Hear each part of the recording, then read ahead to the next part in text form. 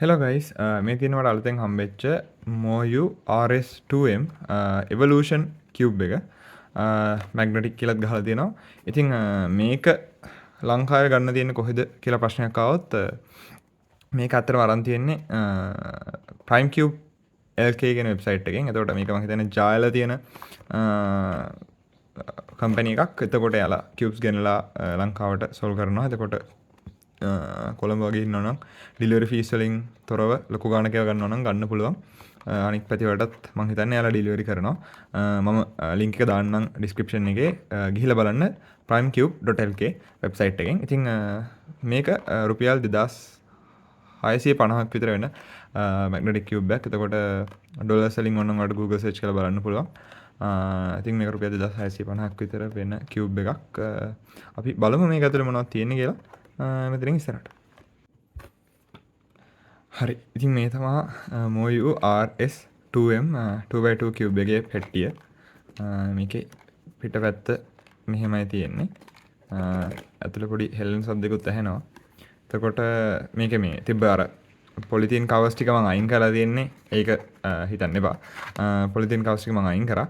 ඉතින් ඒකේ ඇතුලේ එනවා 2x2 rubick cube එක.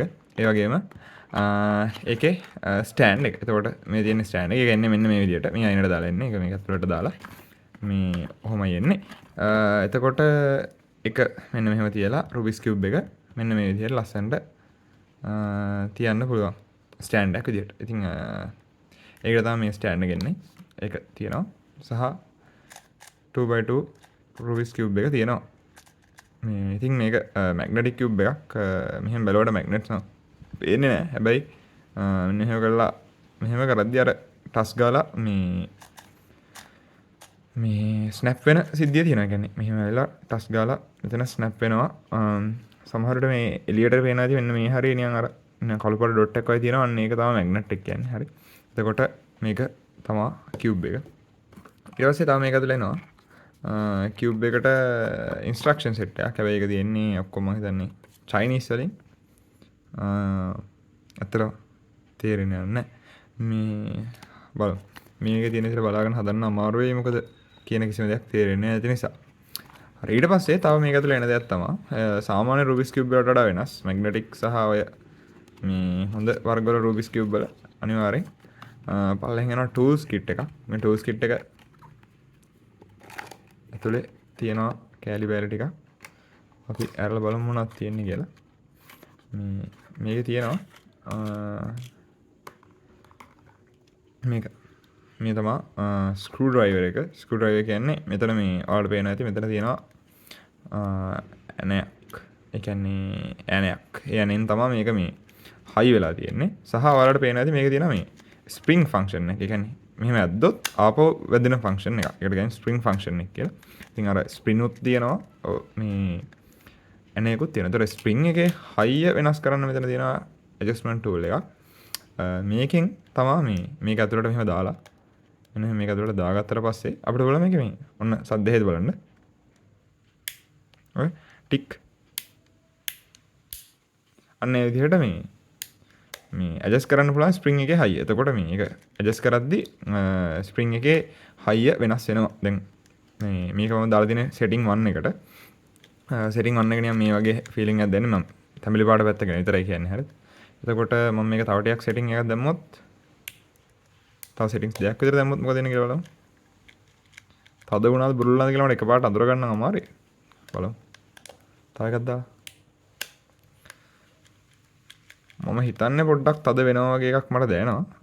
ඊට පස්සේ මේකේ සෙටින්ග්ස් 4යි තියෙන්නේ. ඒ කියන්නේ 4 වෙනි එක පහුණාට පස්සේ කලින් යන සද්ද වලට වඩා ලොකු සද්දයක් එනවා. කියන්නේ අන්න ඒ විදිහට නිකන් හයියෙන් සද්දයක් එනවා. එතකොට ආපාරක් සෙටින් 1 එකට රීසෙට් වෙනවා. අන්න ඒ වගේ සිද්ධියක් තමයි කියන්නේ. මම දාලා තිබ්බේ එකක් වැඩිපුර. ඒ කියන්නේ සාමාන්‍යයට වඩා එකක් වැඩිපුර තමයි දාලා තිබ්බේ. අන්න ඒ විදිහට.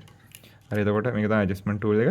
මේක ස්ක්‍රූ එක. ඒ කියන්නේ මේකේ මේ ස්ක්‍රූ ඩ්‍රයිවර් එක මෙන්න මෙතන තියෙන ඇනේ බ්‍රූල් කරන්න තද කරන්න පාවිච්චි කරන්න පුළුවන්. හරි. එතකොට ඉතින් ඔව් ඒ වගේ ලස්සන රුබික්ස් කියුබ් එකක් තමයි මේ 2x2 එක.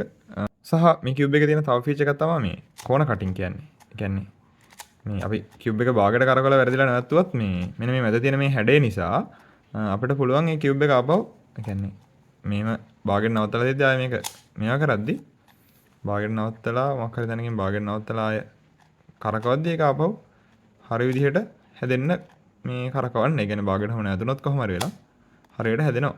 ඒකට කියනවා කෝන කටින් කියලා. ඉතින් අර මැග්නටික් ෆීචර් එකයි කෝන කටින් ෆීචර් එකයි දෙකම එකතු වෙලා මේක මාර එක්ස්පීරියන්ස් එකක් වෙනවා අපිට. මොකද මැග්නටික් එකෙන් පුළුවන් තරම් කියන්නේ භාගෙට නැවතින ඒවා හරියට හදන්න try කරනවා. සහ කෝන කටින් එකෙන් භාගෙට කැරගුණත් අවුලක් නැති වෙලා මේ ගානට දිගටම කරකවන්න පුළුවන් වෙනවා. ඒ කියන්නේ මැදින් කවදාවත් මේක ඉන්ටරප්ට් වෙන්නේ නැහැ. කියන්නේ අපිට කරව ගන්න බැරි වෙන්න ඉන්ටරප්ට් වෙන්නේ නැහැ. වේගෙන් කරකන් ගිය හැකි. කියන්නේ භාගෙට කරකව තියෙද්දි උනත් කරකවන්න පුළුවන්. මේ විදිහට කියුබ් එක. අපි බලමු මේක මේ ස්ක්‍රැම්බල් කරලා කොච්චර වෙලාවක් යයිද කියලා මේක හදන්න. සාමාන්‍යයෙන් එතකොට සාමාන්‍යයෙන් මේක අපිට දැක්ක ගමන් හිතෙනවා 2x2 එකක් වගේ හදන්න. ඇත්තටම එහෙම හදන්න මේ 3x3 එකක් වගේ හදන්න.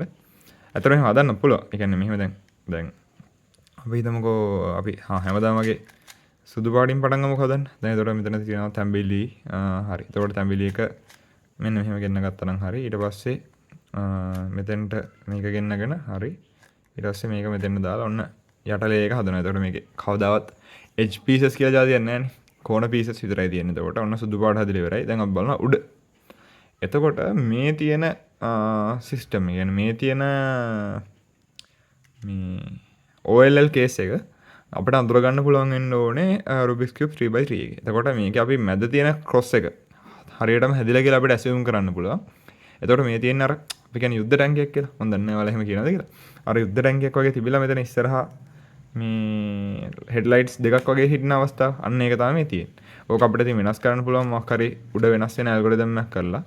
එතකොට දැන් එනවා අර මාළු වගේ අවස්ථාව. මාළුවා කියන්නේ මෙන්න මෙතන හතරම කහ පාට වෙලා මෙතන අයින විතරක් මේ කහ පාට එකක් සොල් වෙලා තියෙන එකට කියනවා මම නම් කියන්නේ මාළුවා කියලා. ඒතර මාළු වගේ අවස්ථාවක් එනවා.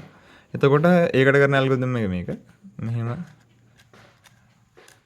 එහෙම කරාම මාළුවා හැදෙනවා. එතකොට මේකේ ආය පාරක් අර මැද පීසස් නැහැනේ. එතකොට අර මේ edge pieces මෙහෙම rotate කරන සිද්ධිය නැහැ. මේකේ තියෙන corner pieces swap කරන සිද්ධිය විතරයි. දැන් මේකේ corner pieces දෙකක් හරියට හැදලා තියෙන්නේ. දැන් ආය corner pieces swap කරන algorithm එක පාරක් කරොත් ඒ corner pieces දෙක හැදෙනවා. හරි. එතකොට අන්න මේ විදිහට 3x3 එකක් විදිහට හිතලත් අනිවාර්යෙන් 2x2 එක හදන්න පුළුවන්. හැබැයි ඊට වඩා ලේසි ක්‍රමයක් තියෙනවා. මම ඉස්සරහට අනිවාර්යයෙන්ම ටියුටෝරියල් එකක් ගේන්නම්. ඒකදී අපි හදන පටන් ගන්න පාට ගැන හිතන්නෙත් නැහැ. ඊට පස්සේ ඒක මේ ලේයර් ඔරියන්ටේෂන් එක නේද? ලේයර් එකම සම්පූර්ණයෙන් හදන්න හිතන්නෙත් නැහැ. මොකක් හරි පාටක් හදා ගන්නවා. දැන් මේක නම් රතු පාට හදා ගන්න පුළුවන් අපිට. රතු පාට හදාගත්තාම මේක අපි හිතන්නේ නැහැ. රතු පාට හරියට හැදිලාද නැද්ද කියලා හිතන්නේ නැහැ. ඊට පස්සේ ආයෙ ඉක්මනට තැඹිලි පාට හදා ගන්නවා. ඒ කියන්නේ ආගේ ඔපොසිට් කලර් එක. දැන් මේකෙදි නම් මේක සෝල්ඩ් මේක not සෝල්ඩ්. ඒ කියන්නේ මේක තැඹිලි පාට එජ් එක සම්පූර්ණයෙන්ම සෝල්ඩ්. රතු පාට එක not සෝල්ඩ්. දැන් ඒතකොට ඔයාලට පේනවා මේක තියෙන්නේ යට සෝල්ඩ් උඩත් සෝල්ඩ් but මේ කෝණ දෙක ස්වැප් වෙන්න ඕන. එතකොට මේ තියෙන්නේ අර කෝණ ස්වැපින් ඇල්ගොරිතම් එක කරන්න තියෙන්නේ. එතකොට ඉක්මනටම මේක හදා ගන්න පුළුවන්. ඒ කියන්නේ අන්න ඒ වගේ සිස්ටම් එකක් තමයි යන්නේ ඉස්සරහට. මේක තව වෙන්න පුළුවන් possibilities තියෙනවා. අපි බලමු කොහොමද ඒක හදන්නේ කියලා ඊළඟ ටියුටෝරියල් එකෙන්. දැනට example solve එකක් විදිහට මම බලන්න මට කොච්චරක් වෙලාව යනවද කියලා 2x2 එකක් හදන්න. අපි බලමු කොච්චර වෙලාවක් යනවද කියලා. හරි මම මේක දැන් ස්ක්‍රැම්බල් කරා. ස්ටොප් වොච් එක තොන් වෙලා තියෙනවා. දැන් මම මේක බලාගෙන එකපාරට හදාන්න යන්නේ හදන්නේ. ලස්සන ගැලපෙන පැත්තක් හොයාගෙන හදාගෙන යන්න පුළුවන්. හරි. ඔන්න 1 2 3